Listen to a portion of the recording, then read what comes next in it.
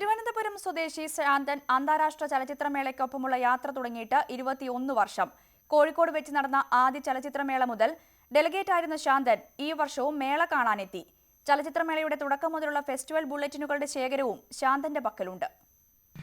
1994 ആദ്യത്തെ അന്താരാഷ്ട്ര film festival മുതൽ 2016 ഫിലിം ഫെസ്റ്റിവൽ വരെ പങ്കെടുത്ത കവിയും സാംസ്കാരിക പ്രവർത്തകനുമായ ശാന്തൻ അദ്ദേഹത്തിന്റെ ഇത്രയും വർഷത്തെ IFFK അനുഭവങ്ങൾ പങ്കുവയ്ക്കുന്നു.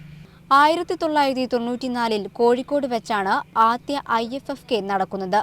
അന്നത്തെ മുഖ്യമന്ത്രി K. കരുണാകരൻ ഉദ്ഘാടനം ചെയ്ത മേളയിൽ ബോളിവുഡ് നടി ഷബാന ആസ്മിയായിരുന്നു മുഖ്യാതിഥി.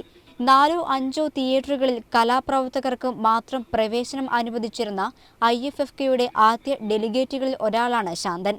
IFFK 21 വർഷത്തിലെത്തുമ്പോൾ ഒപ്പം യാത്ര ചെയ്യാൻ ശാന്തനുമുണ്ട്. 1994 കോഴിക്കോട്ട് വെച്ച ആദ്യത്തെ അന്താരാഷ്ട്ര ചലച്ചിത്രമേള നടന്നത്. തിരികൊളുത്തി ഉദ്ഘാടനം ചെയ്തത് K. കരുണാകരൻ, അന്നത്തെ മന്ത്രിയായിരുന്ന K. കരുണാകരനായിരുന്നു. സാംസ്കാരിക പ്രവർത്തകരും എഴുത്തുകാരും കലാകാരന്മാരും മാത്രം പങ്കെടുക്കുന്ന ഒരു സംഗമമായിരുന്നു.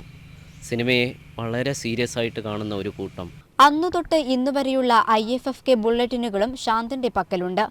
ആദ്യമായി സംഘാടകർ പുറത്തിറക്കിയ ഫെസ്റ്റിവൽ ബുക്കാണിത്. ഒരു പ്രത്യേകത, ഞാൻ ഒന്നാമത് മുതലുള്ള എല്ലാ ഫെസ്റ്റിവൽ ബുക്കുകളും ബുള്ളറ്റിനുകളും സൂക്ഷിച്ചു വെച്ചിട്ടുണ്ട്. അതാണ് എനിക്ക് ഈ പുസ്തകം, ഞാനൊരു സുവർണ്ണ ചകോരത്തിൻ്റെ കഥ എന്ന IFFKയുടെ ചരിത്രം പ്രതിപാദിക്കുന്ന പുസ്തകം എഴുതാൻ കഴിഞ്ഞത്. നിശബ്ദ ചലച്ചിത്രം മാർത്താണ്ഡവർമ്മയായിരുന്നു ആദ്യ IFFKയിലെ ഉദ്ഘാടന ചിത്രം.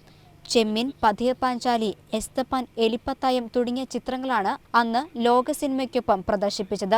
അന്ന് IFFKയിൽ ഇടം പിടിച്ച ചിത്രങ്ങളെക്കുറിച്ചും സംവിധായകരെക്കുറിച്ചും വിശദമായി തന്നെ ബുള്ളറ്റിനിൽ ഉണ്ട്. IFFKയുടെ 20 വർഷങ്ങൾ സംബന്ധിച്ച ഒരു പുസ്തകവും ശാന്തൻ രചിച്ചിട്ടുണ്ട്. ക്യാമറമാൻ ടിങ്കുവിനൊപ്പം ആതിര സുധാകരൻ, ന്യൂസ് 18 തിരുവനന്തപുരം.